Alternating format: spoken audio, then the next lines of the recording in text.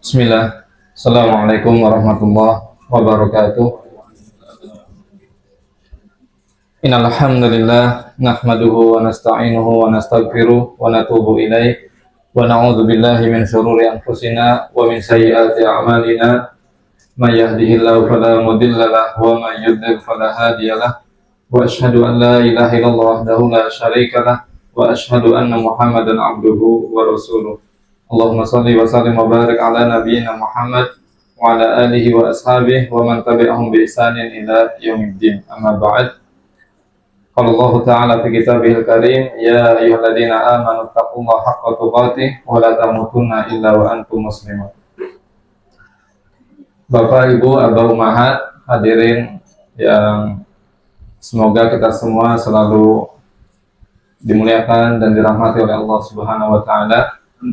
Alhamdulillah, kita bersyukur kepada Allah pada pagi hari ini kita bisa berkumpul insya Allah dalam rangka untuk kebaikan bagi kita bersama, terutama untuk kebaikan pendidikan anak-anak kita yang kita harapkan mereka insya Allah menjadi anak-anak yang soleh dan solehah.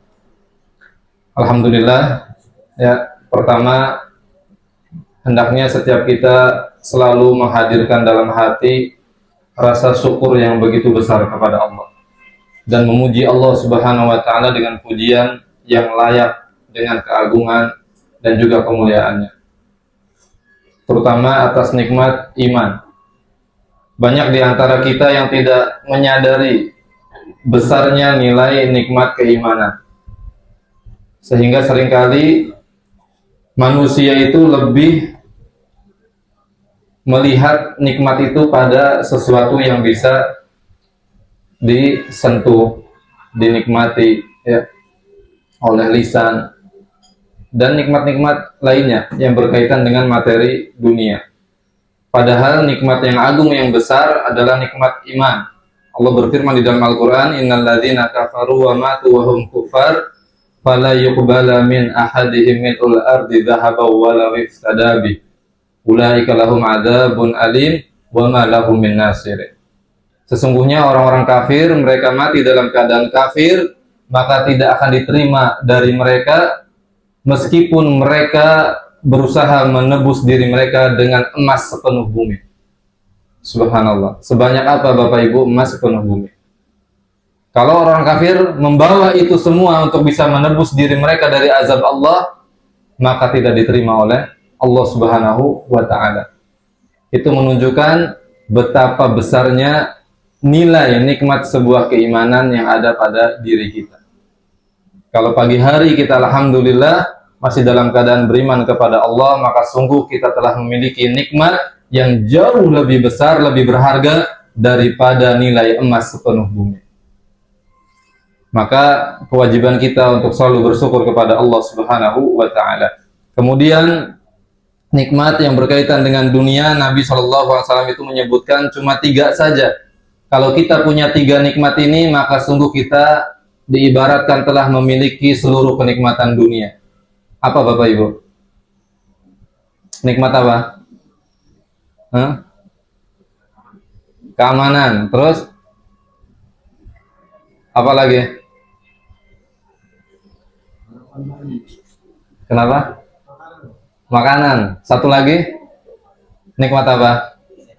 Kesehatan. Kata Nabi SAW, man asbaha minkum mu'afan fi badani aminan fi sirbi wa indahu qutu yaumi fakana mahizat lahud dunya bihadzafiriha.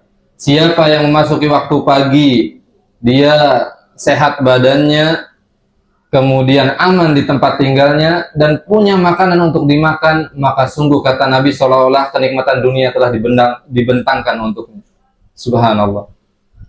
Ini pokok nikmat yang sebetulnya setiap hari kita nikmati dan kita kecap, kita rasakan.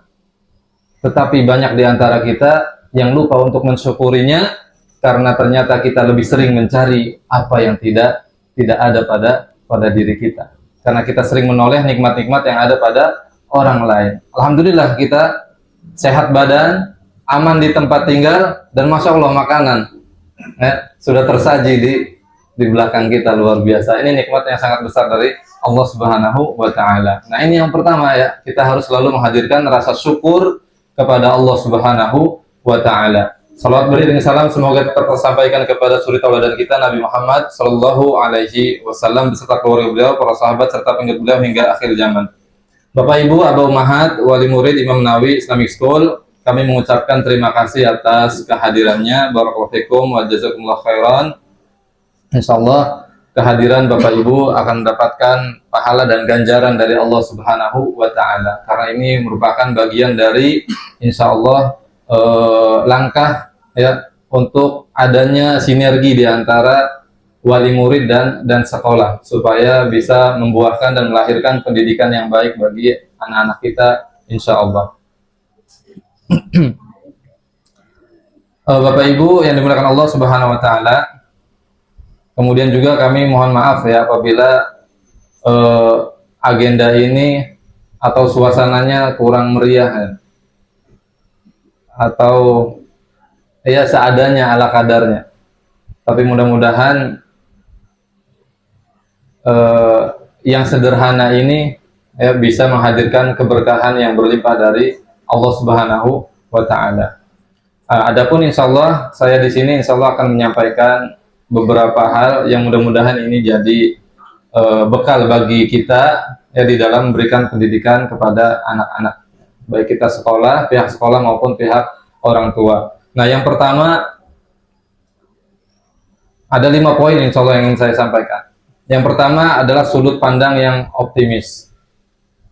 Nah, Bapak Ibu yang dimuliakan Allah Subhanahu wa taala, ya, di tengah arus zaman yang sering kita anggap begitu mengkhawatirkan ya karena kita dapati ya dengan tantangan moral, teknologi hingga krisis akhlak, mari kita tetap jaga sudut pandang yang indah dan optimis terhadap kehidupan dan anak-anak kita. Ya. Jadi jangan terlalu kita hidup itu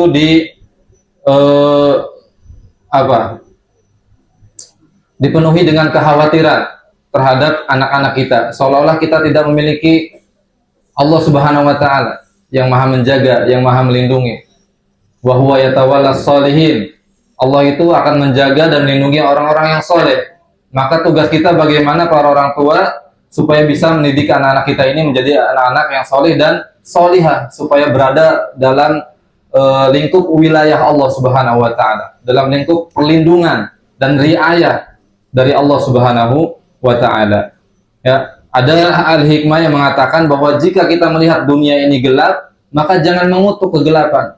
Nah, itu yang sering terjadi. Ya, kita itu hobinya mengutuk, ya, menghakimi keadaan yang sedang kita lewati atau kita hadapi. Padahal kata ahli hikmah, nyalakan saja lilin. Ya, barangkali cahaya yang kita nyalakan itu bisa menjadi penerangan bagi orang lain. Artinya kita hidup ini harusnya kita bisa menjadi inspirasi dan teladan bagi orang lain. Bukan cuma kemudian sibuk mengutuk sana, mengutuk sini, tapi tidak melakukan perubahan atau perbaikan apapun. Justru kita yang harus mengawali. Kalau setiap orang memiliki mindset seperti ini, harus dari saya perbaikan ini terjadi, maka insya Allah perbaikan itu akan terwujud atas izin Allah Subhanahu wa taala. Karena kata Allah Subhanahu wa taala, "Innallaha la yughayyiru ma biqaumin hatta yughayyiru ma bi anfusihim." Jadi Allah tidak akan merubah keadaan suatu kaum sampai diri mereka sendiri yang melakukan perubahan itu. Jadi Allah ingin melihat sebesar dan sejauh mana azam tekad kita untuk melangkah kepada perubahan yang lebih baik. Dan juga Allah Subhanahu wa taala berfirman di dalam surat Al-An'am ayat 122, "Awaman kana maitan fa ahyainahu wa ja'alna lahu nuran yamshi bihi fin nasi kaman masaluhu fidz zulumat laisa bi khariji minha." Apakah sama orang yang dia mati hatinya, kemudian kami hidupkan dan kami beri dia cahaya dan dia berjalan dengan cahaya itu ya di tengah-tengah umat manusia, apakah sama seperti orang yang hidupnya hanya terkurung di dalam kegelapan? Waliyadzubillah. Nah, Bapak Ibu yang dimuliakan Allah Subhanahu wa taala, di dalam kisah Israiliyat itu dikisahkan Nabi Isa dan pengikutnya. Siapa sebutan pengikut Nabi Isa, Bapak Ibu? Hawariyun, Masya Allah. Barakallahu. Hawariyun. Jadi Hawariyun dan Nabi Isa itu lewat, berjalan, kemudian di satu sungai terlihat ada satu bangkai kambing. Hawariyun, para pengikutnya, berkata, betapa jeleknya bangkai kambing ini dan betapa busuk aromanya. Tapi lihat apa yang dikomentari oleh Nabi Isa. Nabi Isa memiliki sudut pandang yang berbeda. Ketika pengikutnya melihat apa yang buruk dari bangkai kambing itu, Nabi Isa memiliki sudut pandang yang indah dan luar biasa. Nah, ini yang harus kita pelajari. Para nabi itu luar biasa.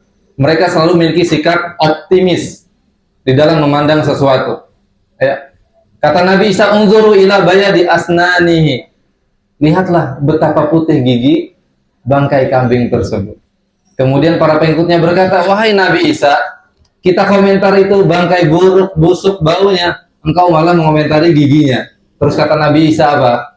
Kata Nabi Isa, "Innama yanzuru kullu insan ilal asyabi aini qalbi." Karena sesungguhnya manusia itu berkomentar sesuai dengan isi hatinya, apa yang ada di dalam hatinya. Subhanallah. Jadi kalau orang hatinya bersih, dia akan bisa melihat keindahan meskipun di dalam keadaan yang begitu gelap dan buruk. Jadi orang yang optimis selalu bisa melihat ada celah kebaikan di tengah-tengah keburukan. Nah, ini Bapak Ibu yang dimuliakan Allah Subhanahu wa taala. Jadi dalam hidup ini kita harus mengedepankan sikap optimis di dalam memberikan pendidikan kepada anak-anak kita. Ya, jangan sampai kita kemudian merasa pesimis, merasa ketakutan, dipenuhi dengan kekhawatiran. Nah, ini bahaya. Khawatir boleh, tapi panik jangan. Ya, karena orang kalau sudah panik, sudah nanti pikirannya tidak normal nanti. Ya, kesana kemari mikirnya. Tapi kalau tenang, damai, dan melihat sesuatunya dengan sudut pandang yang optimis, ya, maka insya Allah Allah akan berikan jalannya. Dan Nabi SAW itu bersabda, "Yu'jibuni al-fa'lu." Aku itu kagum dengan sikap optimis. Apa itu sikap optimis? Para sahabat bertanya. Kata Nabi, al-kalimah al-hasanah, yaitu kata-kata yang baik.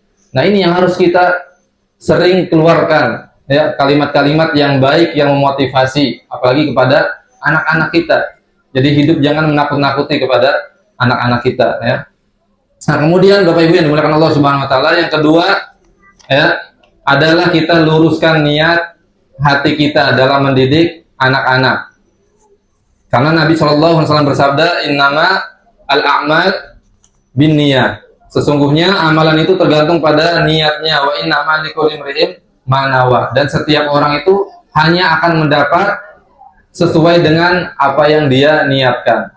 Maka kita di dalam menyekolahkan anak-anak kita, ya, di Imam Nawawi Islamic School ini harus kembali kita mengevaluasi niat hati kita untuk apa.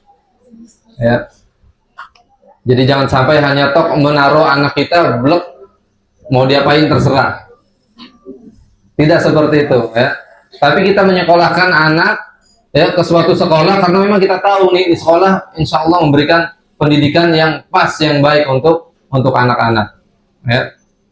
Dan terutama yang dilihat itu Bapak Ibu, ya, insya Allah kalau di sekolah kami Imam Nawawi Islamic School menanamkan 3 pondasi ini. Apa kira-kira Bapak Ibu 3 pondasinya? Ini jadi bekal buat anak-anak dan buat kita semua. Jangan sampai kita mengetahui banyak hal, tapi tentang 3 hal ini kita tidak tahu. Apa Bapak Ibu? Hah? Ada di kitab salah satu usul atau al-usul as-salasa yang dibahas 3 hal. Apa? Man rabbuka, wa man nabiyuka, wa ma dinuka. Banyak orang-orang cerdas tetapi dia tidak kenal siapa Tuhan. Banyak orang-orang luar biasa, ya, prestasinya tapi tidak kenal siapa nabinya. Dan banyak orang yang tahu begini-begini tapi dia tidak tahu seperti apa agamanya. Maka insya Allah, ya, ini diantara pendidikan yang harus kita berikan kepada anak-anak adalah 3 pondasi ini. Mengenalkan Allah, mengenalkan Rasul, dan mengenalkan agama kepada anak-anak kita. Karena itu nanti ujian pertama yang akan dialami oleh setiap manusia di alam kuburnya. Ya. Kalau kita sering mempersiapkan ujian dunia, nah persiapkan juga ujian nanti di kubur. Ya. Karena orang kalau selamat, maka insya Allah akan masuk surga. Tapi kalau tidak selamat di kubur, maka jangan mengharapkan dia akan selamat setelah itu. Nah ini ya penting Bapak Ibu yang dimuliakan Allah Subhanahu Wa Taala. Dan juga kalau seseorang sudah ikhlas niatnya memang karena Allah Subhanahu Wa Taala, maka Allah tidak mungkin menyia-nyiakan orang-orang yang ikhlas. Pasti akan diberi bantuan dan pertolongan oleh Allah Subhanahu Wa Taala. Ya. Baik di dalam memberikan biaya pendidikan kepada anak atau kemudian hal-hal yang lainnya pasti akan diberi kemudahan oleh Allah Subhanahu Wa Taala. Karena kalau seseorang sudah ikhlas, maka Allah Subhanahu Wa Taala pasti akan menolong dan membantunya. Karena nilai takwa yang paling tinggi di sisi Allah tidak ada selain daripada keikhlasan. Dan Allah menjanjikan wa may yattaqillah yaj'al lahu makhraja wa yarzuqhu min haitsu la yahtasib. Jadi orang kalau sudah bertakwa kepada Allah, apalagi nilai takwanya adalah keikhlasan, maka pasti Allah akan berikan jalan keluar dan Allah berikan rezeki dari arah yang tidak disangka-sangka. Jadi ini Bapak Ibu yang dimuliakan Allah Subhanahu Wa Taala, evaluasi kembali niat hati kita. Ya, apalagi ini pendidikan ini ibadah yang sangat agung dan setiap ibadah tidak akan diterima oleh Allah kecuali memenuhi dua syarat. Yang pertama ikhlas, yang kedua ittiba sesuai dengan sunnah Nabi Shallallahu Alaihi Wasallam. Kemudian yang ketiga Bapak Ibu yang dimuliakan Allah Subhanahu Wa Taala, anak adalah nikmat sekaligus ujian. Maka jangan pernah kita, yang pertama jangan pernah kita mengeluhkan tentang anak-anak kita. Ya, jangan pernah mengeluh tentang anak-anak kita. Apapun itu, jangan pernah. Karena ketika Allah Subhanahu Wa Taala sudah memberikan anak kepada kita, artinya Allah percaya kita bisa untuk mendidiknya. Ya. Dan di luar sana Bapak Ibu yang dimuliakan Allah Subhanahu Wa Taala, bahkan pernah ada yang datang kepada saya, pasangan suami istri sudah 10 tahun berumah tangga namun belum dikaruniai anak. Subhanallah. Bahkan mendatangi saya itu di tempat yang rahasia karena mungkin malu ya terdengar sama orang lain. Karena waktu itu saya menyampaikan tentang kisah Nabi Zakaria. Nabi Zakaria yang sudah usia tua belum dikaruniai anak, tapi tidak putus asa terus berdoa kepada Allah. Robbi habli min ladunka dzurriyyatan thayyibah innaka sami'ud du'a. Itu doanya. Nah, Pak Sutri ini pasangan suami istri ini tiba-tiba datang kepada saya. Ustaz, boleh minta doanya tadi? Kata saya itu doa ada di dalam Al-Qur'an surat Al-Imran. Ada di Al-Qur'an. Saya tunjukkan ini doanya. Terima kasih Ustaz, nanti kami amalkan. 10 tahun bayangkan belum dikaruniai anak. Alhamdulillah Bapak Ibu kita telah dikaruniai anak oleh Allah Subhanahu Wa Taala. Nikmat besar itu. Ya. Baik yang anaknya 1, 2, 3, 4, 5, 6, 7. Ada yang 7 di sini Bapak Ibu? Hah? Atau 10? Kalau orang dulu itu Masya Allah ya, anaknya banyak-banyak. Saya bertanya kepada bapak saya, Pak, bapak saya itu, saya ini 7 bersaudara. Kalau bapak saya itu 12 bersaudara. Jadi kita ini dari keluarga yang banyak keturunan. Subhanallah. Saya bertanya, Pak, kok kenapa ya orang-orang dulu itu anaknya banyak-banyak? Apa yang membuat mereka termotivasi gitu? Kata bapak, jawabannya orang dulu itu polos saja, nak. Nggak terlalu banyak mikir. Nggak terlalu banyak mikir. Akses ilmu zaman dulu itu susah. Tetapi kekhawatiran orang zaman dulu itu tidak sebesar kekhawatiran orang zaman sekarang. Jadi orang zaman itu polos, punya anak yang sudah jalanin saja, percaya sama Allah. Kalau zaman sekarang akses ilmu banyak, tapi tawakal sama Allah semakin berkurang. Itu yang miris, ya kan? Subhanallah. Kata Allah, al-mal wal banuna zinatul hayati dunya. Harta dan anak-anak itu perhiasan dunia, kebahagiaan. Jadi sumber kebahagiaan itu adalah Di antaranya anak-anak. Subhanallah. Ini disebutkan oleh Allah Subhanahu wa taala, bahkan disebut oleh Allah perhiasan dunia. Jadi seseorang ketika dikaruniai banyak nikmat tapi tidak punya anak, subhanallah, terasa tidak nikmat hidup. Karena memang anak itu disebutkan oleh zinatul hayatid dunia, perhiasan dunia, keindahan kehidupan dunia adalah anak-anak. Ya bapak-bapak merasakan lah ya. Masya Allah, subhanallah,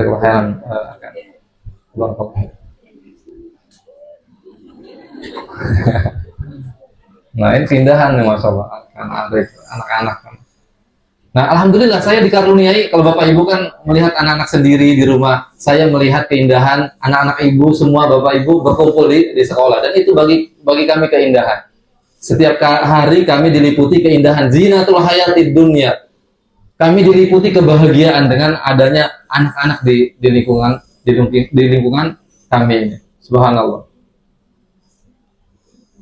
Dan juga anak-anak ini sesuatu yang sangat didamba-dambakan oleh para nabi. Nabi Zakaria, Nabi Ibrahim, sampai doa mereka diabadikan oleh Allah di dalam Al-Quran. Rabbi habli minas solihin. Tadi yang kita baca, Rabbi habli min ladunka dzurriyyatan thayyibatan innaka sami'ud du'a. Dan juga termasuk dirindukan oleh ibadur rahman, hamba-hamba Allah yang maha pengasih. Rabbana hab lana min azwajina wa dzurriyyatina qurrata a'yun waj'alna lil muttaqina imama. Subhanallah.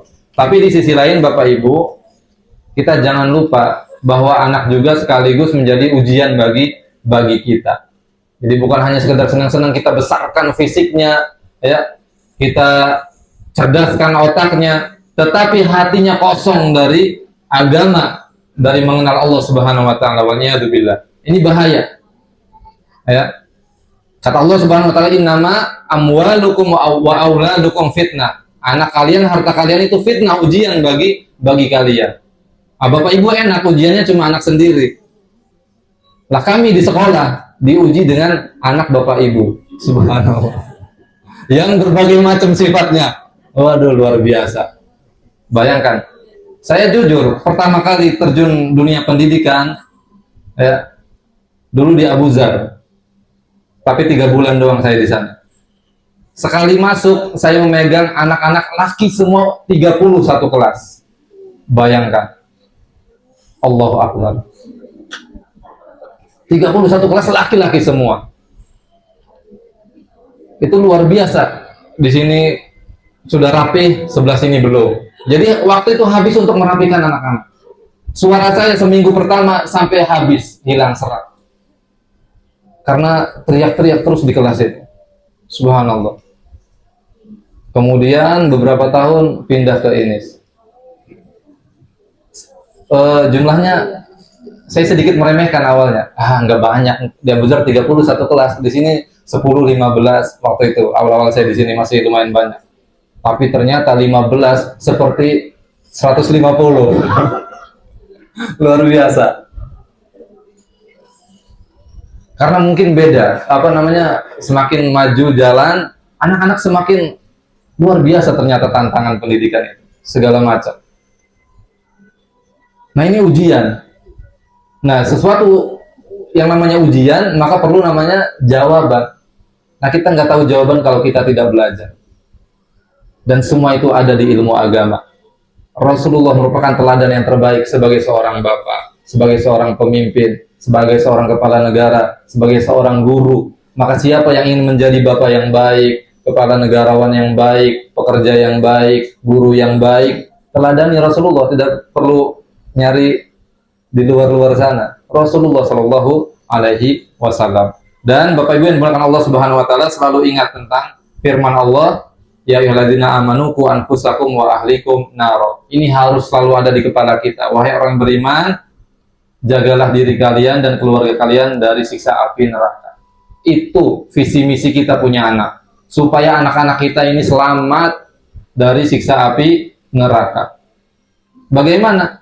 Kata Ali bin Abi Thalib, alimuhum wa adibuhum, ajarkan mereka agama mereka dan didiklah adab kepada mereka. Dan kata Ibnu Abbas, kebanyakan anak-anak itu rusak oleh sebab orang tua. Bagaimana? Ketika mereka melalaikan pendidikan agama untuk anak-anak. Pasti ini perkataan sahabat luar biasa. Ya, mujarrab, terbukti kalau perkataan sahabat. Jadi kalau anak-anak ada yang rusak, ini pasti ada kelalaian dari orang tua di dalam memberikan pendidikan kepada anak. Dan Nabi SAW ketika menyebutkan faktor utama yang merusak anak bukan faktor luar. Yang disebut siapa Bapak Ibu? Hah? Orang tua. Maka ini Bapak Ibu harus luar biasa ya di dalam memberikan bagaimana menanamkan iman. Itu orang tua harus terlebih dahulu. Kuatkan anak di rumah, iman tanamkan, kemudian akhlak dan lain sebagainya. Karena kata Nabi, faktor yang paling utama yang merusak anak itu bapak ibunya. Karena setiap anak itu lahir di atas fitrah. Kullu mauludin, kata Nabi, yuladu alal fitrah. Setiap anak itu lahir di atas fitrah. Kata Imam Nawawi, maksudnya adalah anak itu sudah secara fitrahnya mengenal Allah Subhanahu wa taala. Dan kalau diajarkan nilai-nilai Islam, dia akan menerima karena sesuai dengan fitrahnya. Fa'abawahu, kata Nabi, maka orang tuanya yang menjadikan yuhawidanihi au yunassiranihi au yumajjisanihi. Orang tuanya yang menjadikan anak ini Yahudi, Nasrani atau Majusi. Nah, ini menjadi PR besar bagi kita para orang tua. Nilai-nilai agama seperti apa yang sudah kita tanamkan kepada anak-anak kita. Pengaruh luar memang ada, tetapi orang tua tanggung jawab utamanya. Kalau dari rumah sudah kuat filternya, insya Allah di luar kuat. Nah, saya ingat pendidikan yang diberikan oleh bapak saya, dia sampai astagfirullah. Beliau tidak mengajarkan materi tauhid itu berjilid-jilid kepada saya, tidak. Tapi beliau sering menyampaikan satu hal. Dari saya kecil sampai saya besar, itu menjadi akidah saya akhirnya kan. Dan ketika belajar hadis-hadis dan ayat-ayat, oh ini dulu yang diajarkan oleh bapak saya. Dan bapak itu dulu cuma mengajarkan begini kepada kita. Masalah akidah itu, karena waktu itu di masyarakat itu, kalau ada burung gagak itu, sudah dianggapnya sial. Apalagi mencelok di atas rumah kita. Wah, ada yang mau mati nih pasti nih. Saling melihat kan, oh siapa nih mati nih nanti. Itu keyakinan masyarakat kita dulu. Nah, bapak, alhamdulillah, itu mengajarkan, enggak, itu bohong nak. Enggak ada yang kayak begitu. Hidup mati itu Allah yang ngatur. Subhanallah, ternyata itu pelajaran tauhid yang bapak tanamkan dari kecil kepada saya. Jadi tidak mengajarkan, pokoknya hal-hal yang berkaitan dengan akidah terutama kita sampaikan. Meskipun tidak harus, nah duduk nak, ayo kita belajar kitab tauhid misalkan. Tidak perlu, tapi sampaikan aja langsung nilai-nilainya, poin-poinnya ke anak kita. Nah, seperti itu. Nah, ini penting Bapak Ibu yang dimulakan Allah Subhanahu wa taala. Jadi sebagai orang tua tidak pernah ada yang namanya tanggung jawab itu lepas, tidak ada. Tanggung jawab utama tetap orang tua. Nah, kemudian yang keempat Bapak Ibu yang dimulakan Allah Subhanahu wa taala. Nah, ini kolaborasi antara rumah dan sekolah. Jadi sekolah ini ya kita berusaha menjadi partner insya Allah yang baik untuk Bapak Ibu di dalam memberikan pendidikan kepada anak-anak. Maka sekolah dan rumah ini harus ada sinergi kerjasama, komunikasi yang baik ya. Jadi sekolah tidak menyalahkan rumah, rumah juga tidak menyalahkan sekolah. Jadi kalau ada sesuatu masalah, problem, ayo kita komunikasikan baik-baik ya. Ketika kita dapat sesuatu misalkan dari anak-anak kita begini-begini, kita konfirmasi ke rumah. Oh Bapak Ibu tolong maaf ini ada begini-begini kejadian di sekolah. Bagaimana anak di rumah? Kalau di rumah misalnya Bapak Ibu mendapati anaknya membawa sesuatu dari sekolah, nah itu komunikasi yang baik ya antara rumah dan sekolah. Terutama ya kalau ada sesuatu ke wali kelas dulu ya. Kalau bisa selesai sama wali kelas alhamdulillah. Kalau tidak bisa nanti langsung ke kita langsung ya. Karena kita di sekolah ini kita hanya menangani kasus-kasus yang langsung kita dapati di sekolah. Jadi kalau anak ada keributan apa, kasus-kasus tertentu kita langsung panggil, tidak kita biarkan. Karena itu kaidah dari Rasulullah SAW. Jadi man ra'a minkum munkaran falyughayyir biyadihi fa illam yastati fa bilisanihi fa illam yastati fa biqalbihi. Nah, kita alhamdulillah di sekolah yang memiliki kuasa terhadap anak-anak adalah kita para guru. Jadi kalau melihat kemungkaran-kemungkaran dari anak-anak, kita langsung tegur. Langsung kita perbaiki saat itu juga. Karena itu kaidah dari Nabi. Kalau kita melihat kemungkaran, langsung perbaiki. Ya, kalau kita punya kuasa ya dengan tangan kita. Ya. Tapi tentu tidak dengan tindakan kejam, bengis, ya, tidak. Maksudnya langsung kita perbaiki hal itu. Tidak kita biarkan. Tapi kalau misalkan ada kasus-kasus tertentu ternyata kita tidak tahu sekolah, mungkin itu kejadiannya pas lagi di mana anak-anak di luar pantauan guru, kemudian nyampe di rumah, maka segera komunikasikan ke sekolah, ya, supaya bisa langsung ditindak. Ya. Jadi mohon ya Bapak Ibu yang dimuliakan Allah Subhanahu Wa Taala supaya pendidikan ini selaras berjalan antara rumah dan sekolah. Ya, jangan sampai ada miskomunikasi, ini bahaya. Ya, kalau kita sudah berumah tangga kan tahu ya Bapak Ibu ya, bahayanya miskomunikasi ya. Suami nggak ngasih kabar ke istri, wah itu bahaya.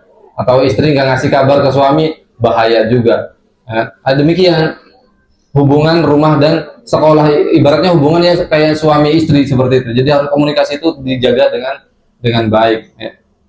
Nah, seperti yang pernah saya sampaikan sebetulnya Bapak Ibu, kisah Umar bin Abdul Aziz. Ada yang masih ingat Bapak Ibu? Ini dapat tabita insya Allah. Sudah dapat satu-satu semua ya. Ini ternyata kolaborasi dan sinergi antara sekolah dan orang tua itu sudah ada sejak zaman dahulu. Terjadi kepada seorang Umar bin Abdul Aziz, seorang khalifah yang pernah memimpin 2 tahun tapi memenuhi bumi dengan keadilannya. Subhanallah. Ternyata di masa mudanya Umar bin Abdul Aziz ini dititipkan kepada seorang guru namanya Sholeh bin Kaisan. Jadi ayahnya Abdul Aziz menitipkan Umar kecil kepada Sholeh bin Kaisan, seorang ulama yang luar biasa. Nah, kemudian ketika Umar ini beranjak dewasa, mulai itu, kan?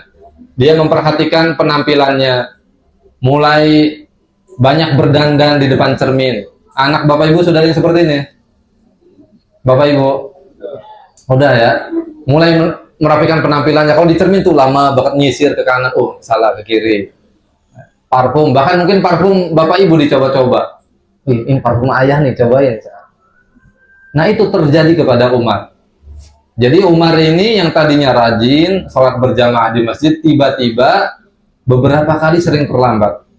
Nah, Sholeh bin Kaisan sebagai guru tidak tinggal diam, membuat laporan dan dikirim kepada bapaknya yaitu Abdul Aziz. Jadi Bapak Ibu kalau ada laporan misalkan catatan ya, kan kita alhamdulillah ada buku penghubung. Nah itu komunikasi antara wali kelas dan guru. Jadi kalau ada sesuatu laporan dari guru ini ya ditanggapi dengan baik, kerjasama ya, bukan kemudian ini guru kok ngejelek-jelekin anak saya mulu atau apa, bukan, justru ini untuk perbaikan. Ya, seperti Sholeh bin Kaisan, Abdul Aziz nggak komentar, Sholeh bin Kaisan ini dusta, ini anak saya rajin kok sholat berjamaah. Tapi Abdul Aziz menerima. Ya, ketika dilaporkan, ini Umar sudah mulai banyak dandan, dia telat-telat sholat kalau berjamaah. Kemudian kata Abdul Aziz bertanya, wahai Sholeh bin Kaisan, wahai Syekh, emang apa yang menyebabkan dia terlambat sholat berjamaah? Disampaikan bahwasanya sudah mulai banyak berdandan, dia kalau nyisir lama, itu yang menyebabkan dia sering terlambat sholat berjamaah. Akhirnya Abdul Aziz mengirimkan tukang cukur khusus. Subhanallah. Hei, kamu datang ke Sholeh bin Kaisan, kemudian temui ya anak saya Umar, cukur habis rambutnya sampai dibotak. Subhanallah. Nah itu Bapak Ibu yang dimuliakan Allah Subhanahu Wa Taala, luar biasa.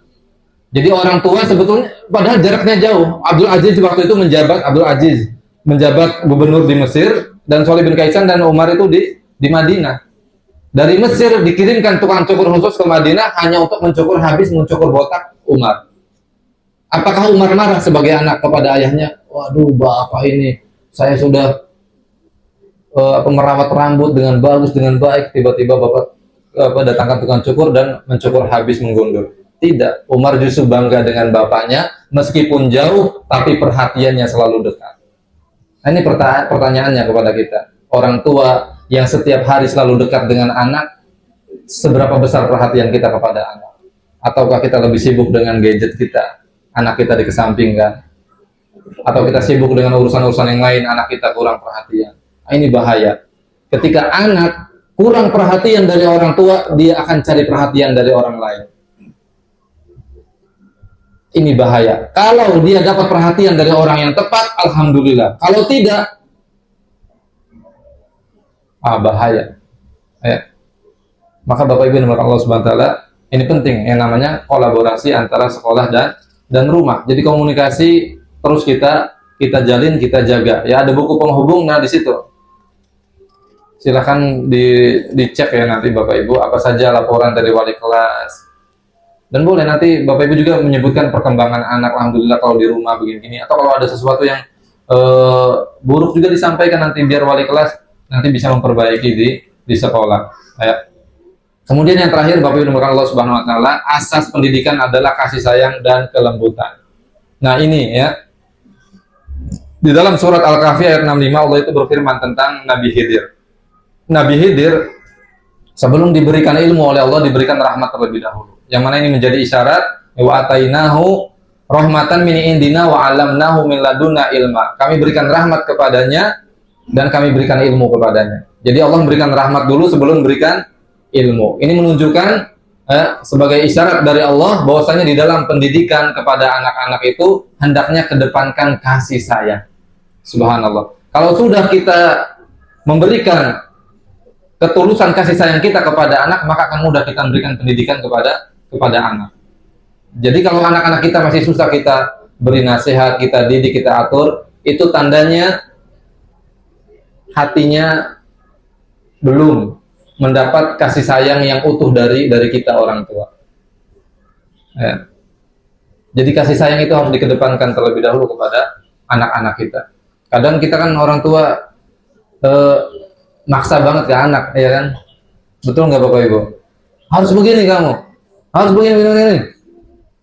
Kita lupa harusnya kasih sayang dahulu yang diutamakan. Nah, sayang, panggilannya juga sudah seperti itu kan? Anak pasti akan oh iya mah, masa. Oh iya, nah, langsung diteriakin seperti itu. Seolah-olah anak kita itu penjahat. Bahaya kayak begitu. Anak kita merasa asing di rumahnya sendiri. Dan orang tua seperti musuh bagi anaknya. Karena anak tidak mendapatkan kasih sayang yang utuh dari orang tuanya. Ini bahaya. Kata Allah apa? Rahmat dulu, baru kemudian ilmu. Dan juga Nabi Shallallahu Alaihi Wasallam pernah didatangi oleh seseorang. Dia bertanya, ya Rasulullah, berapa kali kita harus memberi maaf kepada seorang pembantu? Berapa kali Bapak Ibu? Kata Nabi, Ofu anhu sab'ina marra fi kulli yaum. Dalam sehari berikan maaf kepadanya 70 kali. Itu kepada pembantu. Lalu bagaimana kepada anak-anak kita? Bapak Ibu gimana kalau anak-anak kita melakukan kesalahan? Langsung respon. Waduh, kamu ini langsung potong uang jajannya. Atau diusir. Pergi sana kamu main aja. Subhanallah. Kalau kepada pembantu saja kita dianjurkan oleh Rasulullah sebanyak 70 kali, lalu bagaimana dengan anak kita? Dengan keluarga kita? Tentu kita lebih banyak lagi memberikan pintu maaf untuk mereka. Jadi jangan ini mah ada kesalahan anak langsung dihakimi anak kita. Subhanallah. Seolah-olah tidak ada peluang rahmat untuk dia dari kita. Hati kita begitu keras, waliyadzubillah. Dan juga ini lebih parah lagi kalau kita sampai kemudian melakukan tindakan yang melampaui batas. Sampai pernah viral itu, ada seorang bapak yang menggebuki habis-habisan anaknya. Sampai nangis anaknya, itu luar biasa. Dan dipukulnya pakai kayu, bayangkan. Coba. Mungkin ada yang pernah lihat Bapak Ibu? Pernah lihat? Subhanallah. Nah, ini pernah terjadi zaman Nabi Shallallahu Alaihi Wasallam. Abu Mas'ud Al-Ansori pernah menggebuki seorang anak, meskipun bukan anaknya ya, tapi budaknya, tapi masih anak-anak. Digebukin. Kemudian kata Nabi SAW, ketika itu Nabi lewat dan melihat, ya Abu Mas'ud, lallahu aqdaru alaika minka alaihi. Wahai Abu Mas'ud, Allah lebih berkuasa bertindak kepadamu melebihi apa yang kau lakukan kepada anak itu. Jadi anak ini titipan Allah. Jangan kau berbuat semena-mena kepada titipan Allah Subhanahu wa taala. Karena Allah bisa bertindak lebih keras lagi kepada kamu. Subhanallah. Jadi kepada anak-anak jangan sampai kita melampaui batas. Ya. Tapi Bapak Ibu yang dimuliakan Allah Subhanahu wa taala, meski begitu, tapi kemudian bukan berarti kita tidak boleh memberikan ketegasan kepada anak-anak. Asasnya memang kasih sayang, tetapi ketegasan itu tetap diperlukan. Makanya Nabi Shallallahu Alaihi Wasallam membolehkan bagi para orang tua kalau anaknya meninggalkan sholat usia berapa Bapak Ibu? 10 tahun boleh dipukul. Nah, ini bagian dari pendidikan. Ketegasan. Ya. Jadi ketegasan itu tetap diperlukan di dalam pendidikan. Kata Nabi, kalau anak usia 7 tahun, muru auladakum bisolah wahum abna'u sab'i sinin. Kalau usia 7 tahun, biasakan anak-anak itu sholat. Ya. Jadi usia 7 tahun sudah harus dibiasakan, dibarengi sama orang tua. Ya, kalau laki-laki, seorang bapak sering mengajak anaknya berjamaah ke masjid. Ya. Seorang ibu mengajak anaknya di rumah. Ya, kalau anaknya perempuan. Nah seperti itu. Nah kata Sa'id bin Musayyib, beliau ini seorang tabi'in, bahkan disebut pentolannya tabi'in. Subhanallah, tabi'in yang paling mulia, Sa'id bin Musayyib. Beliau berkata bahwasanya saya mendapati para sahabat Nabi mendidik anak-anak mereka dalam perkara sholat, bukan hanya bertanya ke anak-anak itu, nak sudah sholat belum? Kalau kita kan umumnya begitu Bapak Ibu ya, itu sudah menjadi kebahagiaan lah bagi kita kalau kita sudah perhatian sholat anak. Tapi para sahabat Nabi beda, bukan hanya sekedar nak udah sholat belum, bukan gitu. Nak dapat takbiratul ihram nggak tadi? Subhanallah. Nak sudah sholat belum? Sholat Pak. Dapat takbiratul ihram nggak tadi? Subhanallah. Jadi anak itu dikenalkan tentang keagungan yang namanya ibadah sholat kepada Allah Subhanahu wa Ta'ala. Nah, kamu dapat takbiratul ihram enggak? Kata dia, enggak, wahai bapakku, tadi saya terlewat takbiratul ihram. Terus kata bapaknya apa? Nah, ma fataka minhu khairun min mi'ati naqab. Apa yang terlewat darimu tadi, engkau melewati takbiratul ihram, sungguh nilainya jauh lebih baik daripada engkau memiliki 100 ekor unta. Subhanallah. Satu unta berapa juta, Pak? Puluhan juta lah ya, 30 mungkin 50. Nah, ini 100 berarti berapa? 5 miliar. Subhanallah. Kalau dihitung pakai duit. Jadi kita begitu kepada anak-anak, kita kenalkan betapa agungnya yang namanya ibadah. Kemudian kata Nabi, wadribuhum 'alaiha wa hum abna'u asyri sinin. Jadi kalau anak sudah 10 tahun, kemudian dia meninggalkan sholat, maka tegasi. Supaya anak kita tahu ya nilainya ibadah sholat itu sangat agung. Jadi jangan disepelekan, dia bagian udah. Ya. Lagi tidur tuh. Saya pernah bertanya ada jamaah, Pak, masya Allah anaknya rajin banget nih sholat berjamaah, subuh segala macam, masya Allah. Tad, saya itu begini, saya ngibaratinnya kalau rumah saya kebakaran pagi-pagi, kira-kira apa yang saya lakukan untuk membangunin anak-anak? Langsung saya gendong bopong supaya mereka tidak terbakar api. Ya. Nah itu yang saya lakukan. Saya tidak ingin anak-anak saya terbakar api neraka. Saya bangunkan mereka, meskipun harus dengan paksa subuh-subuh. Mungkin di awal begitu, dengan paksa, tapi lama-lama terbiasa dan lama-lama akan ini sendiri menjadi habit keseharian sendiri. Dan masya Allah, saya itu ada beberapa anak itu luar biasa di masjid itu. Bahkan ketika orang tuanya lagi umroh, anak ini ada 3 anak laki-laki semua dan masih kecil, SMA, SMP, SD. Tapi masya Allah selalu datang. Jadi orang tuanya lagi pergi umroh, tapi anak ini tidak diajak dan mereka selalu hadir kalau sholat. Bahkan tanpa ada orang tua karena sudah dibiasakan sama orang tuanya.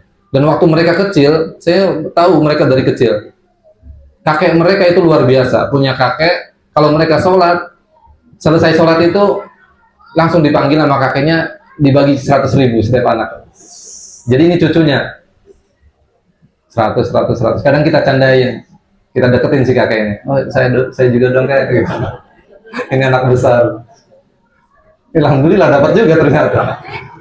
Udah bercanda. Subhanallah. Seperti itu. Jadi memberikan motivasi. Memang begitu anak-anak. Kadang harus ada reward yang kita berikan kepada anak-anak. Jadi kalau kita memberikan punishment, punishment, hukuman kepada anak, maka harus diimbangi dengan reward, ada penghargaan yang kita berikan. Jangan sampai orang tua hobinya menghukum, tapi ketika anak melakukan sesuatu yang baik, yang pantas dia mendapat hadiah, reward dari kita, malah tidak kita berikan. Itu bahaya kalau kayak gitu. Jadi harus diimbangi. Ya, kalau anak kita dia melakukan kebaikan apa, berikan ya, prestasi dari kita, reward, penghargaan. Itu anak akan senang.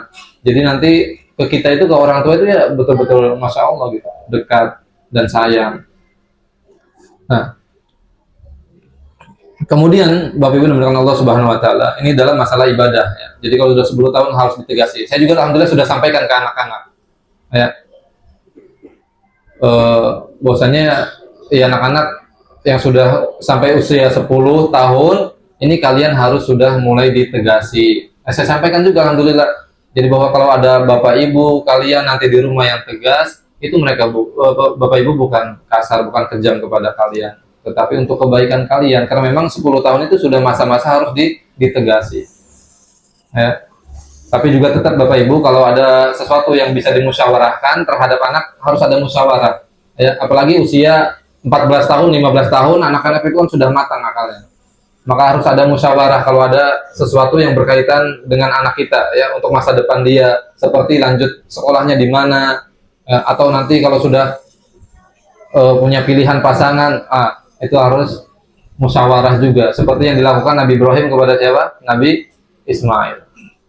Ya bunayya ini ara fil manami anni adbahuka fanzur madza tara. Ya abati fal matu mar satajiduni insyaallah minas sholihin.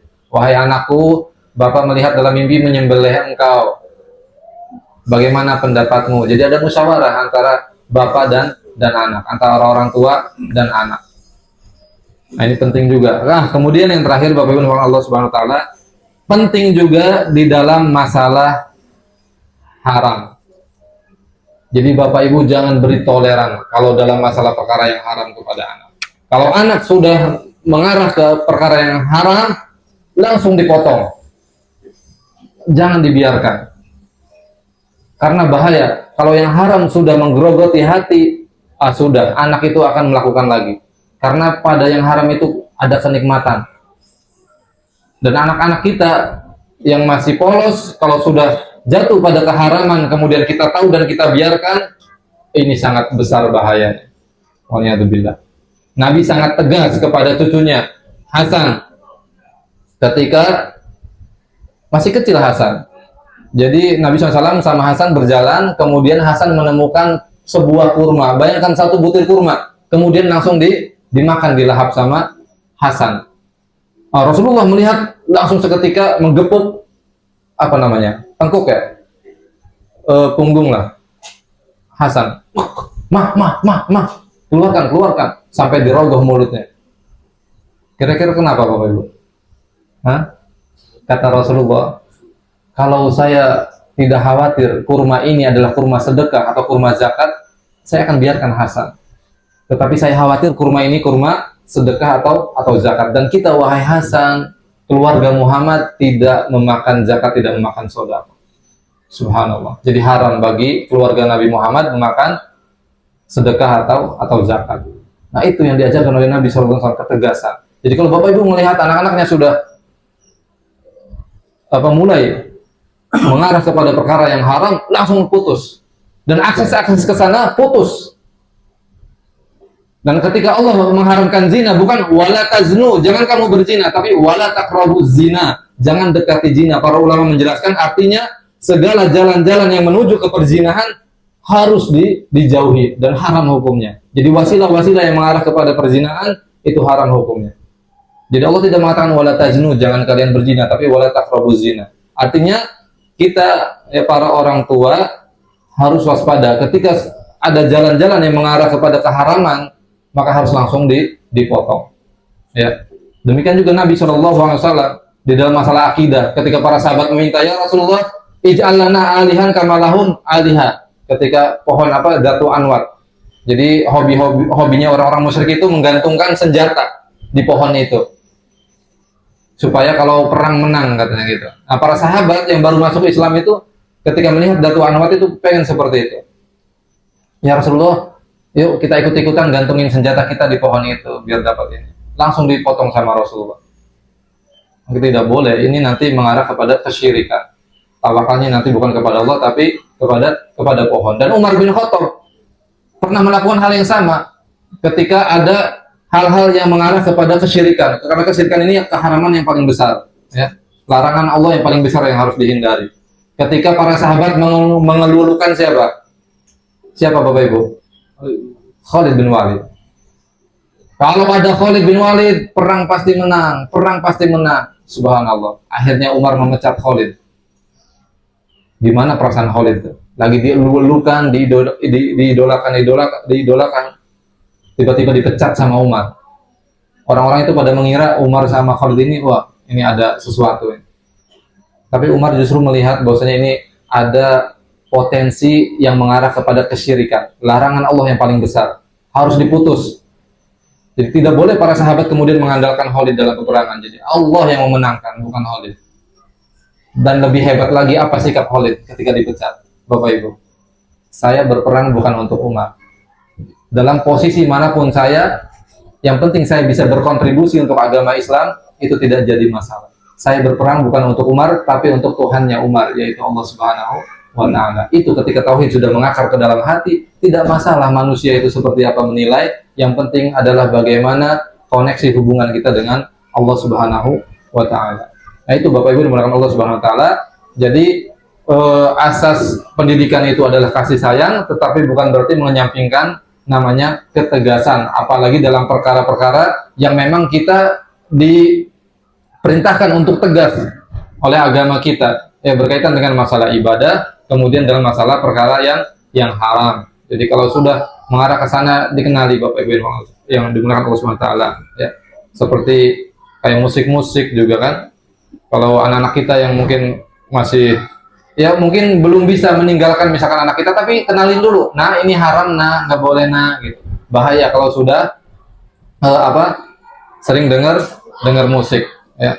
Nah, tidak boleh, nah, mending nontonnya ini saja nih, yang ngaji-ngaji, anak-anak ada yang ngaji ini, ya. Dan juga sebetulnya bahaya ya kalau kita ngasih gadget itu ke anak itu. Kalau memang kita orang tua ngasih gadget kepada anak, maka kita harus tanggung jawab. Harus ada kontrol dari kita. Kita awasi. Ya, jangan kemudian dikasih kemudian dilepas begitu saja. Ya. Karena ya begitu Bapak Ibu yang dimulakan Allah Subhanahu wa Ta'ala. Kadang kita tidak sadar ternyata kita sendiri yang merusak anak kita dengan memberikan gadget itu kepada anak. Ya, bahaya tontonan-tontonan itu. Kalau saya pribadi alhamdulillah sekarang sudah menerapkan di rumah. Kalau YouTube saya premiumin, kemudian untuk megang gadget itu sudah saya batasi. Bolehnya di hari Sabtu sama Ahad, dan itu pun diawasin oleh kita di rumah. Dan kalau nonton aneh-aneh langsung kita stop. Jadi Senin sampai Jumat itu tidak kita bolehkan. Waktunya belajar, dan memang pertama-pertama itu ngamuknya luar biasa, ya. Ngamuknya luar biasa. Ya, namanya anak-anak dia lagi senang-senangnya dengan sesuatu, tiba-tiba kita ambil ya, kayak ibaratnya kayak bapak-bapak lagi senang mancing, tiba-tiba pancingnya diumpetin sama istri, gimana? Atau lagi senang ini touring, tiba-tiba kunci motornya diumpetin sama istri. Oh, itu ngamuk pasti.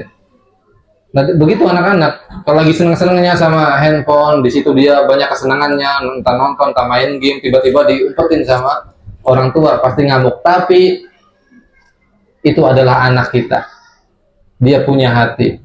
Ketika kita menyentuh hatinya, maka dia akan mau kepada kita, akan mendengarkan dan memahami. Jadi kita memberikan penjelasan pemahaman kepada anak. Nah, begini. Insya Allah anak akan mendengar. Yang penting tadi, ya, kita dengan bijaksana menyampaikan kepada anak kita. Dan perubahannya, Masya Allah, saya sendiri mendapati alhamdulillah banyak perubahan dari anak saya. Alhamdulillah, sekolah di sini juga Aira. Alhamdulillah banyak perubahan setelah kita batasi gadget. Yang tadinya kalau dipanggil itu, nah, enggak ngelihat, sibuk sendiri dengan handphonenya. Tapi sekarang alhamdulillah, nah, tolong ini mau. Jadi banyak perubahan. Jadi mohon Bapak Ibu yang dirahmati Allah Subhanahu wa taala, ya kita saling bekerja sama antara rumah dan sekolah. Mudah-mudahan kita semua diberi pertolongan oleh Allah Subhanahu wa taala untuk bisa memberikan pendidikan yang baik kepada anak-anak kita, ya. Dan kalau ada apa-apa ya Bapak Ibu ya boleh dikomunikasikan dengan sekolah, ya. Jangan sungkan dan jangan takut-takut, tapi mohon di apa namanya? Dilalui dulu jalur komunikasinya, ya. Jangan pokoknya kalau ada masalah ibu-ibu misalkan langsung ke ibu-ibu yang lain atau ibu bapak-bapak ke bapak-bapak yang lain. Kalau ada kasus tertentu ya sudah bicarakan tabayun, ya. Inja kumfasikum binabain fatabayanu. Itu ya kaidah dari Al-Qur'an. Kalau kita mendapat suatu kabar berita, ya problem apapun, kita tabayun dulu. Jadi biasakan tabayun. Bukan apa Pak, itu ibadah. Karena kalau kita menjalankan perintah dari Allah, oh ini peluang saya nih ibadah kepada Allah. Ada berita, oh iya ibadah nih, saya tabayun kepada sekolah. Bener nggak nih, misalkan Ustadz Alvin, wali kelas 5, ada begini-begini di kelas 5 nih kasus begini-begini. Ustadz Alvin, itu kan tabayun tuh, ibadah itu kepada Allah. Nanti Ustadz Alvin menjelaskan kalau memang nanti itu diketahui oleh Ustadz Alvin. Kalau tidak diketahui, insya Allah nanti kita tindak lanjuti kasus ini, seperti itu. Ya. Jadi kemudian juga Bapak Ibu mohon kalau ada kabar-kabar yang tidak baik ya tentang murid ini, murid A, murid B, anggap ya semua anak-anak di ini sini, mungkin kita wali murid si A, tapi si B, si C, si D ini adalah teman-teman anak kita, maka kita anggap mereka juga seperti layaknya anak kita. Ya. Jadi semua yang ada di sekolah ini, anak kita itu bukan A, B doang, tapi semua adalah anak-anak kita. Karena anak-anak kita terlibat dengan semua anak-anak yang ada di dalam sekolah ini. Maka kita tidak hanya ingin anak kita baik, tapi juga lingkungan, ya, anak-anak yang ada bersama dengan anak kita itu baik juga. Karena teman, sesama teman itu saling mempengaruhi. Ya. Jadi Bapak Ibu, justru harus punya visi misi, anak saya ini jadi baik dan dia jadi influencer ya, yang menebar kebaikan untuk anak-anak yang lain. Masya Allah, itu luar biasa. Ya mungkin ini saja yang bisa saya sampaikan pada kesempatan ini. Insya Allah ada pun program-program sekolah nanti akan disampaikan oleh Ustadz Khalif insya Allah. Dan setelah ini nanti break dulu ya Ustadz. Bisa disantap oleh Bapak Ibu ya. Ada kopi, ada segala macam makanan ya, Masya Allah. Kami ucapkan syukron kepada Omi ya, jazakumullahu khairan, Masya Allah, yang sudah menyediakan konsumsi dalam acara ini. Sebelum ditutup barangkali ada diskusi dari Bapak Ibu terkait materi atau kalau program sekolah nanti sama Ustadz Khalif ya. Ada Bapak Ibu? Tidak ada? Nanti insya Allah materi ini akan saya muat di link Inis ya. Dan saya alhamdulillah lagi nyusun karya tulis judulnya Ayah Bunda Maafkan Aku. Insya Allah dijamin. Saya sendiri nangis. Iya, tapi nggak tahu Bapak Ibu ya nangis atau enggak. Aku malah ketawa ketika baca. Ya. Karena saya menyadari kadang saya sebagai orang tua ke anak itu tuntutannya banyak banget gitu loh. Nah di situ saya mencoba, ya Allah kayaknya saya ini kejam banget sebagai orang tua kepada anak gitu. Terlalu banyak tuntutan, sedangkan kita tidak memberikan apa-apa kepada anak kita. Mereka belum mengecap bahagia, sudah kita kasih tuntutan begitu banyak. Ya, jadi ibaratnya kita seperti kayak balas dendam gitu. Nah, Bapak belum jadi dokter ini, kamu harus jadi dokter. Akhirnya dicecer dan lain sebagainya. Itu boleh-boleh saja, tapi ada puzzle-puzzle yang harus kita susun satu persatu kepada anak kita itu. Jangan sampai kemudian kita meninggalkan luka kepada anak kita sehingga kemudian dia dewasa akhirnya itu menjadi luka yang belum tersembuhkan.